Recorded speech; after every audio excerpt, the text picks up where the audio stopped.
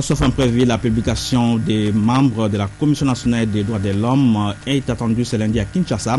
Les noms des 9 membres de cette commission seront publiés par l'Assemblée nationale. On va faire les points avec Abdul Soko et Patrick Mpezo. Zanit.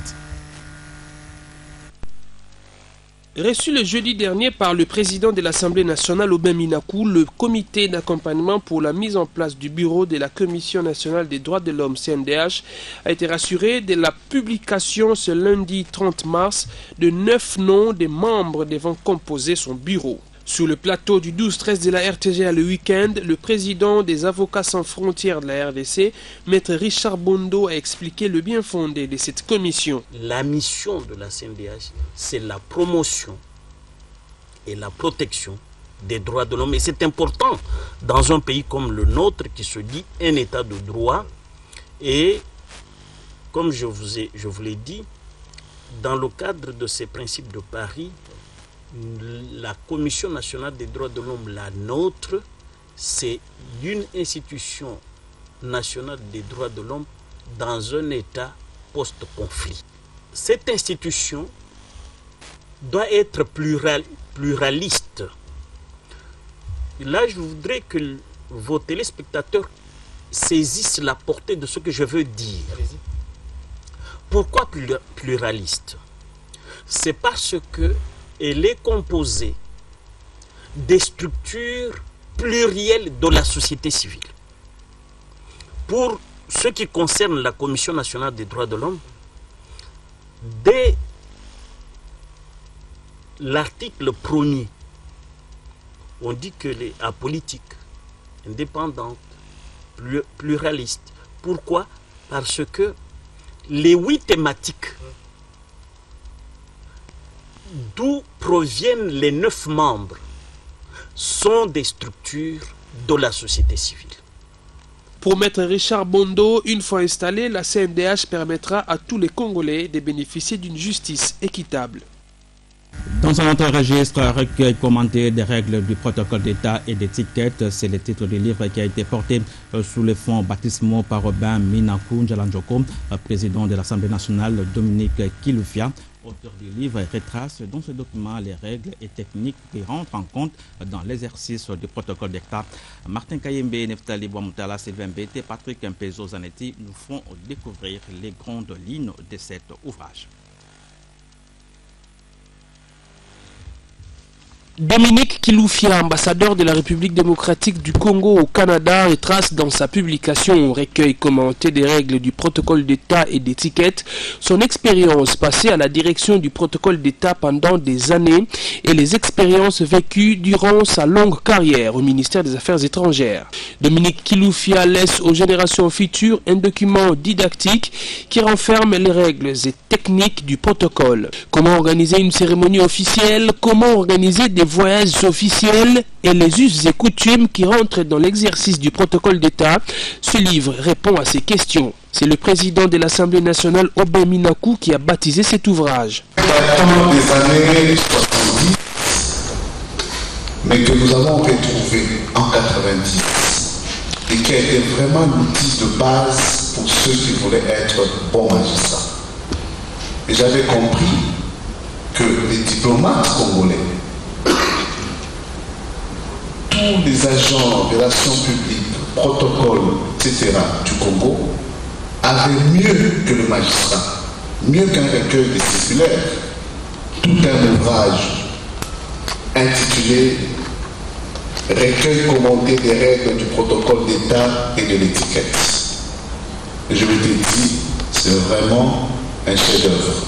Cette cérémonie de baptême a connu la participation du président du Sénat, des députés et sénateurs et des ambassadeurs accrédités en RDC. De leur côté, les forces armées de la République démocratique du Congo sont plus que déterminées à épargner la jeunesse musulmane du territoire de Bénin de toute intoxication des rebelles ougandais de l'ADF. Une campagne dans ce sens a été lancée ce dimanche à Butembo, annonce les sources militaires dans la zone Marti d'Akruz Olemba. À en croire les commandants de l'opération Sokola 1 dans la zone, c'est un cadre de réflexion, d'échange et de témoignages avec comme cible la jeunesse musulmane vis-à-vis des sollicitations et recrutements auxquels ils font face. Le général de brigade Mouindo Akilimundos, par le biais du major Victor Massangi, porte-parole de l'opération contre les rebelles ougandais de l'ADF, estime que cette campagne pourra mettre fin à la recrudescence de l'insécurité dans cette partie du Grand Nord Kivu. À lui d'ajouter que toutes les zones d'ombre et les confusions dans lesquelles étaient plongés les jeunes musulmans vivant dans cette zone opérationnelle doivent être dissipées afin de mettre complètement un terme à l'activisme des terroristes ougandais de l'ADF qui ont longtemps sémé terreur et désolation au sein des populations civiles. Si nous avons ciblé singulièrement la jeunesse musulmane, c'est dans cette jeunesse que les ADF prêtent l'air dévolu afin d'avoir un bon groupe de jeunes qui aimeraient les faire entrer dans leur sale besogne, c'est-à-dire de les aider dans toutes ces opérations sournoises qui se passent à Beni et dans les villes environnantes. Cette campagne qui débute ce dimanche dans la ville commerciale de Butembo pourra s'étendre sur d'autres grandes agglomérations, villages et localités de la partie nord de la province, conclut les sources militaires dans la zone. Martida Cruz-Olemba, Goma, RTGR. Et pendant ce temps, la loi portant protection de l'enfant et du protocole de collaboration de 2013 a été passée au peine fin par les autorités congolaises et bruxelloises. Cette évaluation a accouché de plusieurs résolutions visant la protection maximale de l'enfant. Compte rendu Krioni Kibungo. Après 2 jours de travaux d'évaluation de la loi portant protection de l'enfant, l'heure est à présent à la lecture du contenu de résolutions prises par les fonctionnaires de la RDC et la Belgique chargés de cette question. Dans leurs recommandations, les participants ont relevé les avancées qu'a accompli la RDC dans la protection de l'enfant et les obstacles qui freinent la mise en œuvre de cette loi.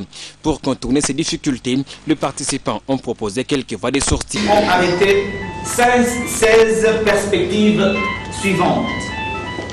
La première perspective, c'est renforcer l'application de la loi contre les pratiques socio-culturelles et culturelles négatives.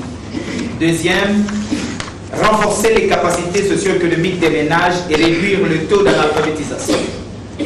Troisième, construire ou réhabiliter et équiper les tribunaux pour enfants. 4. Fournir un appui logistique et financier pour le fonctionnement des tribunaux pour enfants. 5. Fournir un appui logistique et financier pour la mobilité des assistants sociaux et les enfants. 6. Affecter les assistants sociaux bien formés auprès des structures de protection des droits de l'enfant. 7. Doter les comités de médiation des logistiques et moyens financiers nécessaires pour son bon fonctionnement. Le ministre de l'aide à la jeunesse à la Fédération à l'ONU Bruxelles, Rachid Matran, qui a inauguré ces travaux, a remercié les participants pour ces résolutions. C'est un peu dans ce contexte-là que vos réflexions pour nous sont extrêmement importantes et extrêmement pertinentes. Je pense que c'est important de rappeler qu'il y a une réelle volonté politique de part et d'autre en République démocratique du Congo comme en communauté française de Belgique d'avancer sur ces questions. La ministre du Genre et Famille, Bijou Kat, a rassuré toute l'assistance de l'accompagnement du gouvernement congolais à la mise en œuvre des résolutions sorties de ces assises. Au nom de la RDC, la ministre du Genre, Bijou Kat, a remis un cadeau au ministre belge de l'aide à la jeunesse, une œuvre d'art symbolisant la protection d'une mère à son enfant. Et puis désormais, la nouvelle société civile congolaise a une représentativité dans les districts de la Tchangoum. Le bureau a été installé samedi. Il sera dirigé par Anakle Kabasele. Au cours de cette cérémonie, les femmes de cette organisation ont profité pour clôturer les mois à l'ère de suivre ces reportages. Le bien fondé de cette installation aujourd'hui, c'est la prise en charge. Vous savez que nous traversons une période très difficile, surtout ici à Kinshasa. Et la population quinoise est en train de se chercher et on ne se retrouve nulle part. Et lorsque nous allons installer, comme nous venons d'installer, ils vont à leur tour faire en sorte que les enseignements se passent dans leurs organisations afin qu'on arrive à enseigner à notre population comment se prendre en charge. Mais comment ceci peut être probable si les femmes sont victimes de différents actes de discrimination et touchant leur développement intégral? Nous devons prendre les responsabilités en main et mériter les droits que nous réclamons en notre faveur. Le peuple de Ntchangou est donc content d'avoir construit lui-même son entité et compte la rendre plus belle que tous les autres districts de la capitale dans les jours à venir. Cependant, le district de Ntchangou est aujourd'hui conscient des rôles qu'il doit jouer pour l'épanouissement de Kinshasa, pour ne pas dire la RDC. Les habitants de Ntchangou estiment qu'il est temps de répondre présent dans tous les rendez-vous de la société congolaise, de faire preuve d'un patriotisme sans faille et sans précédent, de dire non à toutes sortes d'antivaleurs et d'être disposé à servir la nation dans différents domaines de la vie sociale. C'est ce dimanche que la deuxième édition du Festival international des peuples autochtones clôture ses activités à Kinshasa. Pendant les 3 jours, les experts internationaux et nationaux ainsi que les représentants des différents ministères traitant la question autochtone en République démocratique du Congo ont animé des conférences débats. Ce festival a été une opportunité unique pour les autochtones venus des 4 coins de la planète de resserrer leurs liens culturels à travers l'échange et le partage des expériences entre eux et les cultures du monde. Pour rappel, ce grand événement culturel international soutenu par le gouvernement congolais et la dynamique des groupes de peuples autochtones avait pour objectif principal d'appuyer l'initiative de la proposition de la loi portant promotion de protection des droits de peuples autochtones pygmées en République démocratique du Congo, introduite à l'Assemblée nationale. Depuis plusieurs décennies, l'hôpital général de référence de Lingwala, ex-CDT Cabinda, prend en charge des milliers de centaines de malades de la tuberculose et du VIH-Sida. Au même moment, ce grand centre de dépistage des tuberculés se trouve confronté à plusieurs problèmes pour son bon fonctionnement. Cette situation nécessite une implication et une intervention efficace du pouvoir public. Coup d'œil sur cette formation médicale avec David Fidel Luzolo Koubansa. En 1930, l'hôpital général de référence de Lingwala, le centre de dépistage de la tuberculose de Cabinda, situé sur l'avenue du même nom, en face du siège de la télévision nationale, s'emploie depuis plus de 80 ans dans la prise en charge des malades de la tuberculose. Cette formation médicale, la plus grande de la RDC, qui s'investit dans le traitement gratuit de la tuberculose, compte une vingtaine de médecins et une dizaine de services. Parmi ces derniers, on cite la cellule de réception et observation, le laboratoire, la radiologie, la pharmacie et l'unité de tuberculose, pour ne citer que ceux-là. Ce centre dépiste chaque année plus de 100 000 cas. Ici, le malade est traité gratuitement pendant 6 mois, dont 2 mois de traitement intense au niveau du centre. En cas de résistance aux produits administrés, le patient sera soumis au traitement de 2 ans. Au nombre de services spécifiques de Cabinda figure le regroupement des anciens malades pour la sensibilisation et la conscientisation de nouveaux malades. Souvent, le malade vient, si par exemple il est accompagné de ses soeurs, ses frères et les parents, on fait appel à ses parents aussi dans la salle pour parler aussi à ses parents. Mais ceux qui sont seuls, nous avons des difficultés pour arriver chez eux. Nous avons des systèmes de CAD, nous avons des anciens malades qui sont là pour aller vers ces malades-là, pour parler avec eux, parler avec ses parents. À côté de ces associations, le centre regorge aussi une cellule de conseillers sociaux. La tuberculose étant une maladie opportuniste de VIH, c'est la raison pour laquelle nous dépistons tous malades mis en traitement de la tuberculose pour les amener à se faire dépister. Et dès que nous trouvons que le malade est VIH positif aussi, nous avons ici aussi un service de la prise en charge de VIH. Donc on les envoie là-bas, on va les suivre. Nous ici nous allons suivre la tuberculose et de l'autre côté là-bas, ils seront suivis pour le VIH. Lorsqu'on fait un tour à CDT Cabinda, on est surpris et déçu de l'état déplorable du laboratoire de ce centre de traitement des tuberculeux. Et pourtant, c'est le plus grand de la RDC. Ce laboratoire est dépourvu de certains matériels essentiels. Bref, ces laborantins travaillent dans des conditions difficiles. Les autorités compétentes sont donc appelées à prendre à bras-le-corps cette situation. En attendant, c'est le statu quo et même le vieux camion des années 30 qui servait au dépistage porte à porte dans les rues de Kinshasa sous la célèbre dénomination Pematé attend aussi son évacuation pour le musée national. Il faut rappeler que la tuberculose est une maladie infectieuse causée par le bacille de Koch qui attaque non seulement les poumons mais aussi tout autre organe du corps.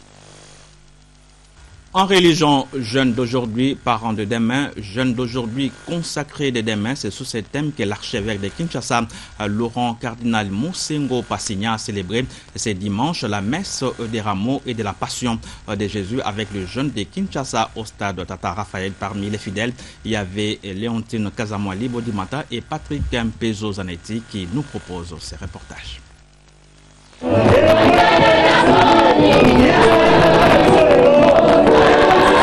La jeunesse catholique de Kinshasa a respecté son rendez-vous de chaque dimanche des rameaux. Ils étaient des milliers ce dimanche au stade Tata Raphaël pour répondre à l'appel de l'archevêque de Kinshasa, Laurent Moussengo Passigna. Dans un stade plein refusant du monde et paré des banderoles qui déclinaient l'identité de chaque communauté des jeunes, les rameaux à main, ils ont tous chanté « Hosanna, Hosanna au fils de David ». Pour cette année, la journée diocésaine des jeunes était placée sous le thème « Jeunes d'aujourd'hui, parents de demain, jeunes d'aujourd'hui, consacrés de demain ». L'archevêque de Kinshasa a dans son homélie invité les jeunes à prendre conscience dès maintenant pour construire l'avenir. Jeunes d'aujourd'hui, parents de demain. Jeunes d'aujourd'hui, parents de demain. Jeunes d'aujourd'hui, consacrés de demain. Autrement dit, c'est aujourd'hui que jeune homme et jeune fille, vous forgez votre avenir. C'est le présent qui donne forme au futur. Laurent Moussengo Passigna a également exhorté les jeunes sur le message du pape François résumé sous le thème « Bienheureux les cœurs purs, car ils verront Dieu ». Oui, chers jeunes,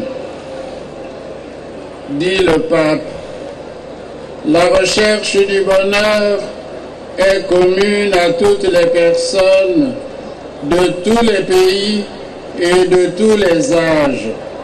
Dieu a déposé dans le cœur de chaque homme et de chaque femme un désir irrépressible de bonheur, de plénitude. Rappelons que le dimanche des rameaux est devenu une occasion pour réunir la jeunesse de l'archidiocèse de Kinshasa.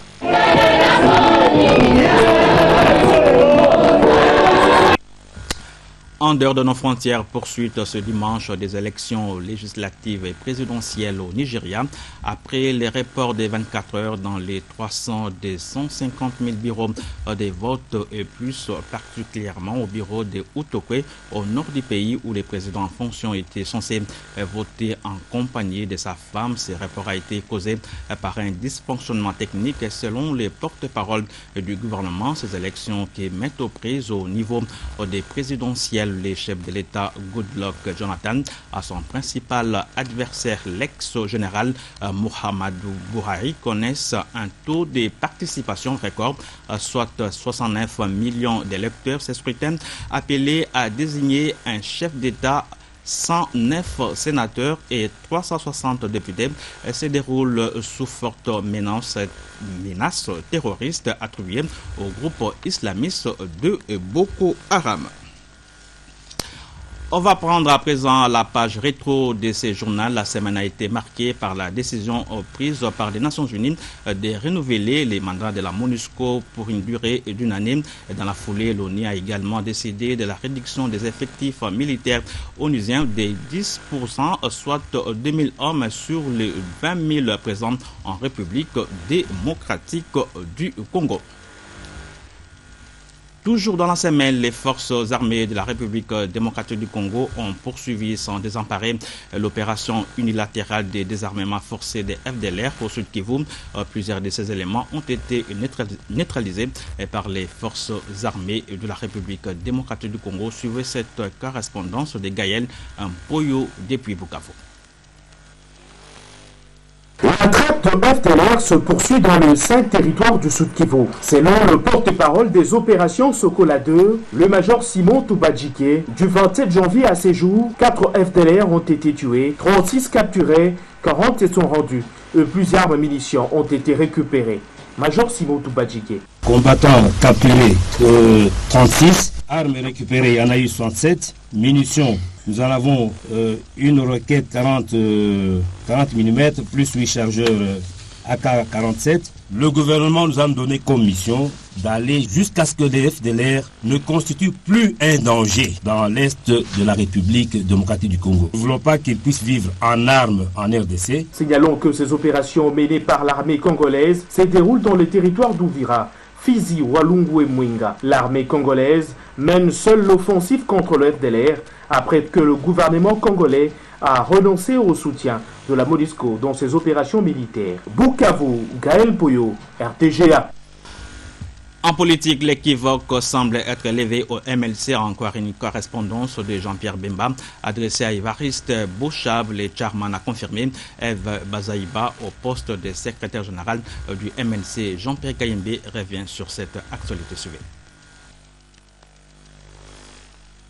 Une des grandes forces politiques et parlementaires de l'opposition congolaise, le MLC, se range déjà en ordre de bataille pour bien aggranger des victoires aux prochaines joutes électorales. Mais pour y arriver, il fallait lever l'équivoque, corriger l'erreur survenue sous l'adresse du siège social du parti. Erreur glissée dans les listes déposées par les gouvernements à la Commission électorale nationale indépendante. Pour régler ces détails, Évariste Bochab était incontournable. Voilà qui justifie l'audience accordée ces jours à la délégation du Mouvement de libération du Congo, conduite par sa secrétaire générale. Venu déposer officiellement à main propre une correspondance adressée au vice-premier ministre et ministre de l'Intérieur de la part du sénateur Jean-Pierre Bemba en sa qualité du président national du Mouvement de libération du Congo. Et le contenu de la correspondance, c'est demander au vice-premier ministre qui est en charge du ministère de l'Intérieur de pouvoir apporter des correctifs en ce qui concerne l'adresse du Mouvement de libération du Congo dans la liste actualisée des partis politiques qui a été envoyée à la CENI. Les malentendus dissipés, l'horaire corrigé, Eve Bazaïba sort à Gaillardi. Nous avons reçu des assurances et la correction est déjà faite. Donc rassurez-vous, les choses sont rentrées dans l'ordre. Lui-même était étonné de voir que l'adresse qui a été marquée n'était pas celle-là, mais il était juste rassuré que le Mouvement de libération du Congo avait bel et bien comme président le représentant légal, le sénateur Jean-Pierre Bemba. Désormais, plus de confusion. Les MLC gardent son siège au numéro 6 de l'avenue du Port. Eve Bazaïba demeure sa secrétaire générale et Jean-Pierre Bemba son président national, comme pour dire, fini le bicéphalisme.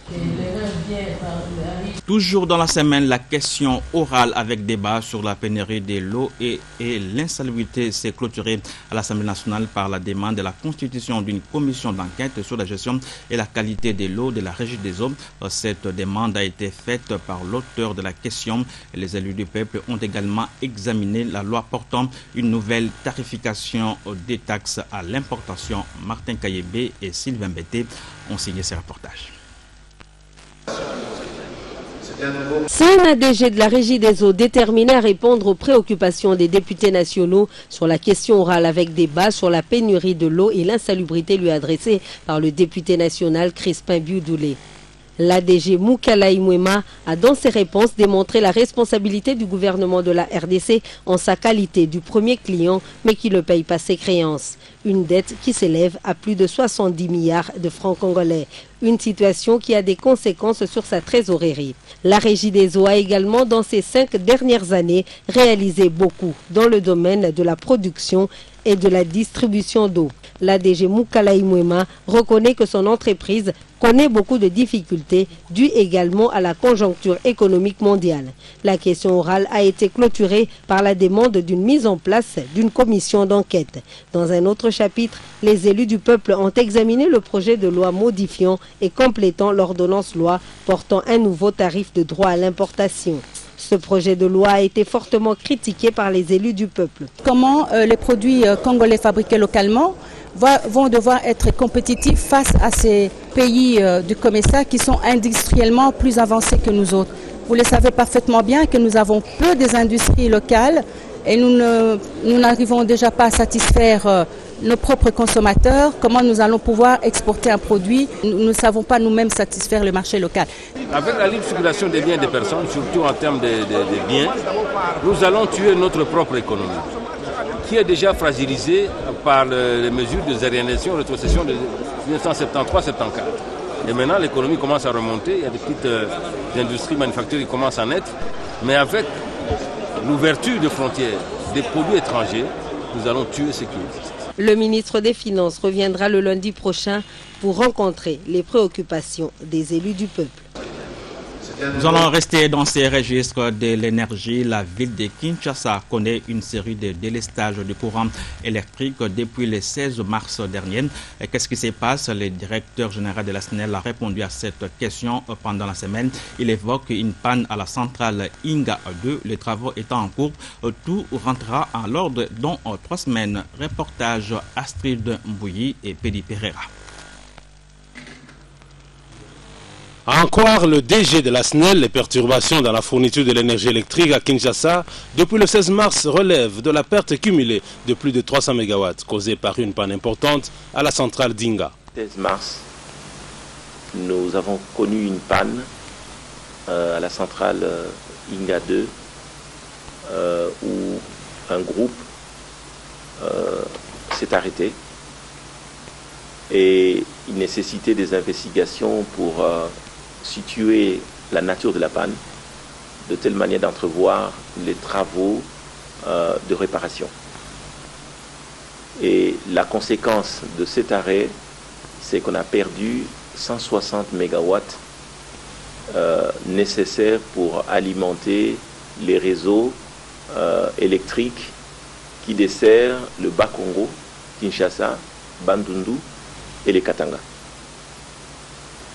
Il faut également rappeler ici que le 8 novembre de l'année passée, nous avons enregistré la panne du groupe G24 et qui s'est soldée par une perte sur le même réseau électrique de 170 MW. Pour ce qui concerne la ville de Kinshasa, nous avons creusé un trou à ce moment-là de 130 MW pour la ville de Kinshasa, ce qui représente pratiquement près de 25% de besoins de la ville de Kinshasa. Déjà à pied d'œuvre, les techniciens de la SNEL et les experts allemands et autres maîtrisent la situation. Le DG de la SNEL rassure la population que dans 3 semaines, tout reviendra dans l'ordre. Nous avons travaillé en association avec toutes ces expertises d'abord pour comprendre ce qui est arrivé et définir l'action à mener pour récupérer rapidement ce groupe. Au moment où je vous parle, donc, les travaux ont commencé effectivement déjà depuis ce samedi-là et il y a une bonne partie de la tâche qui est accomplie, il en reste encore une autre et nous espérons que nous allons avoir des bonnes nouvelles d'ici le week-end en ce qui concerne la solution de réparation et puis après ça sera un travail de remontage de la machine et arriver donc à la remettre complètement en état et démarrer la machine. Certes, une mesure d'urgence pour la gestion des délestages est appliquée à Kinshasa. La panne de Inga 2 a des incidences sur la ville de Kinshasa, Bas-Congo, Bandundu et une partie du Katanga, a affirmé Eric Mbala. La semaine a été aussi marquée par la nomination par les chefs de l'État des mandataires d'entreprises publiques. Avant la rentrée en fonction, la rédaction de votre télévision avait prélevé dans la semaine la température de l'ambiance qui régnait. C'est le cas de la SCTP, ex-ONATRA et de l'Office congolais de contrôle. Les points avec Neftali Bouamoutala Ousseni, Georges Bakabakangesi et Trésor Ndaye. C'est une journée de joie, de gaieté et de sourires pour les uns et de mécontentement pour les autres. À la Société commerciale des transports et des ports ex-ONATRA, la joie était immense et perceptible avec la nouvelle du départ de l'ancien comité de gestion. Saisissant l'occasion de leur assemblée générale, les travailleurs ont exprimé un seul message, la prise en compte par les nouveaux comités de leur cahier des charges. Aujourd'hui, la SCTP a d'énormes difficultés par rapport à l'exploitation. Mais nous pensons que, vu la confiance placée par M. Kimbembe étant les conseillers du chef de l'État, aujourd'hui, les DG à la SCTP, je crois la SCTP va pouvoir remonter dans le cadre des exploitations. Jusqu'à présent, je n'ai pas encore reçu mot de compte final. Alors, que dit alors la convention collective de l'UNATRA? Cela veut dire 48 heures après être retraité, j'ai droit à mon décompte final. Mais je suis content parce que ce sont ceux qui veulent à ma mort, alors qu'ils s'en aillent. Ils n'ont pas l'esprit patriotique. Si à l'Office congolais des contrôles OCC, la sagesse pousse à la retenue et à l'observation sans triomphalisme ni expression visible, à la Société commerciale des postes et télécommunications, la plupart des agents et cadres ont salué l'avènement d'un nouveau comité. Ils souhaitent l'amélioration de leurs conditions de vie. Nous attendons l'arrivée de M. Didier Moussetti comme c'est un télécommunicant, comme il se connaît même dans la fibre optique. On saura après comment est-ce qu'on pourrait chercher. Il puisse mettre l'homme au centre de sa préoccupation. Bien sûr qu'il faut penser à l'outil de production, mais l'élément moteur de la production, c'est l'homme. Nous avons plusieurs défis à relever. Il y a le lancement des NGN. Avec les comités qui viennent de partir, on s'était entendu que donc le délai ne sera pas plus d'1 mois pour la mise en exploitation. Malheureusement, ils sont partis. Nous croyons que ceux qu'ils avaient déjà laissé comme plan, les autres pourront les suivre pour les mettre en exécution rapidement. Nous attendons qu'ils puissent se battre d'abord pour les social du personnel, mais qu'ils puissent sauvegarder l'entièreté de l'OCPT, que l'OCPT n'explose pas sous leur mandat. Ces mandataires ont une lourde charge de redresser ces entreprises dont la plupart sont des canards boiteux. Enfin, pour terminer, la RDC a célébré la journée mondiale de lutte contre la tuberculose sous le thème « Contre la tuberculose, passons à la vitesse supérieure ». Et pour cette année, la lutte consiste au dépistage et à la mise en examen des malades parmi les détenus des prisons de la RDC, le milieu carcéral étant les foyers de propagation de la tuberculose. Suivez ce qu'a été l'événement à la prison centrale de Makala de Kinshasa avec Astrid Mbouyi et Yannick Kibila. Les milieux carcéraux ont été choisis pour lancer les activités de la journée mondiale de lutte contre la tuberculose en RDC, consistant au dépistage et à la mise en examen des malades. Placée 9e à l'échelle mondiale et 3e en Afrique, la RDC est comptée parmi les 22 pays dans lesquels se développe le bacille tuberculeux en interaction morbide entre tuberculose et VIH-Sida. La maladie se transmettant par voie respiratoire dans les milieux fermés, il a été constaté qu'en RDC, plusieurs cas de contamination sont recensés dans les prisons. Pour réduire cette propagation, le directeur du PNLT a invité les détenus et le personnel pénitentiaire à s'unir pour vaincre la tuberculose dans les prisons. Désormais, le centre hospitalier de la prison centrale de Makala devient centre de santé de référence de Makala par décision du ministère de la Santé et de la Justice. Félix Kabange-Numbi a aussi inauguré ce centre de santé équipé en matériel performant et doté d'un personnel qualifié. Le programme national de lutte contre la tuberculose a notifié en 2013 113 881 cas de tuberculose et en 2014, comme le disait tout à l'heure le directeur national, au moins 116 336 cas, toutes formes confondues, parmi lesquelles les contagieux représentent plus de 70%. Et ce taux est en constante progression suite à l'interaction morbide entre la tuberculose et le VIH. Le taux de succès thérapeutique est supérieur à 85% sur l'ensemble du pays. Le taux de décès est encore élevé dans certaines provinces. Pourtant, le traitement contre la tuberculose est gratuit sur toute l'étendue de la République. En ce jour, les cadres du ministère de la Santé publique sont déployés dans toutes les prisons de la RDC pour dépister et mettre sous traitement les malades tuberculeux. Le vice-ministre à la Justice, répondant au plaidoyer du directeur de la prison centrale de Makala, a promis la libération de détenus déclarés malades de la tuberculose et qui ont déjà apuré le quart de leur peine. La journée à Makala s'est clôturée par le dépistage et la mise en examen des malades. Les activités parallèles se sont déroulées à l'esplanade du PNLT et à la prison de Ndolo en présence des partenaires en santé. La lutte contre la tuberculose est une affaire de tous et un problème de santé. Voilà, ce journal est complètement terminé. Retenez pour l'essentiel que la publication des noms des membres de la Commission nationale des droits de l'homme intervient demain à Kinshasa. Les noms de 9 membres de cette commission seront publiés par l'Assemblée nationale. Et pendant ces temps, les forces armées de la RDC sont plus que déterminées à épargner la jeunesse musulmane du territoire des Bénin de toute intoxication des rebelles ougandais de l'ADF. Une campagne dans ce sens a été lancée ce dimanche à Boutembo par les forces armées de la RDC.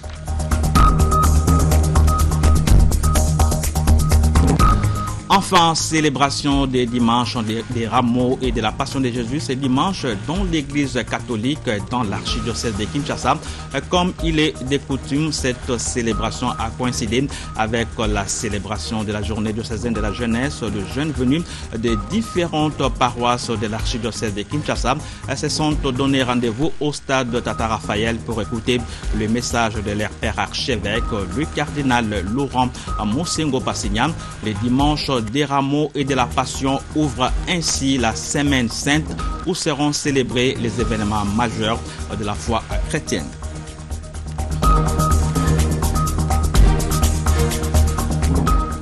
Voilà, complètement terminé et surtout bon au début de la Semaine Sainte à tous les fidèles de l'Église universelle.